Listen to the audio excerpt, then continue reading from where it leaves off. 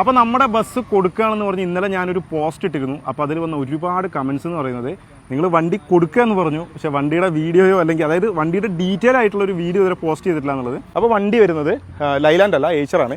2019 okay, 2018-19 രജിസ്ട്രേഷനാണ്. നമ്മൾ പുതിയ വണ്ടി എടുത്തിട്ടുണ്ട്, അത് 10 ദിവസം കൊണ്ട് ഇറങ്ങും. അപ്പോൾ അതിന് വേണ്ടിയിട്ടാണ് ഈ ഒരു വണ്ടി കൊടുക്കുന്നത്. വണ്ടിയുടെ മെയിനായിട്ട് വെക്കുന്ന ടയർ ഭാഗം, ടയർ ഏകദേശം ജസ്റ്റ് ഒന്ന് കാണിക്കാം മുസേ. ടയറൊക്കെ അത്യാവശ്യം നല്ല കട്ടുള്ള ടയർ തന്നെയാണ്. പിന്നെ സ്റ്റെപ്പിന് പുത്തൻ ടയർ നമ്മൾ യൂസ് ചെയ്തിട്ടില്ല. നമ്മുടെ ബാംഗ്ലൂരല്ല, ഗോവയിൽ പോയ സമയത്ത് ഞാൻ പുതിയൊരു ടയർ ഇട്ടിട്ടുണ്ട്, അത് ഞാൻ യൂസ് ചെയ്തിട്ടില്ല. അവിടെ നിങ്ങോട്ട് ഓടി വരാനുള്ള അത്രയും ദൂരം കേട്ടോ, അത്രേ ഉള്ളൂ. സെക്കൻഡ് വണ്ടി എടുക്കുമ്പോൾ എന്തായാലും നമുക്ക് ചെറിയൊരു വർക്കൊക്കെ നമ്മൾ അതിൽ കാണേണ്ടി വരും. അപ്പോൾ ചെറിയ ടച്ച് ചെയ്യാനുള്ള കാര്യങ്ങളേ ഉള്ളൂ, അല്ലാതെ വലിയ പണിയൊന്നും വണ്ടിക്കില്ല. ഇതാണ് നമ്മുടെ വണ്ടിയുടെ ഒരു പുറക് സൈഡ് എന്ന് പറയുന്നത്. വളരെ നീറ്റാണ്.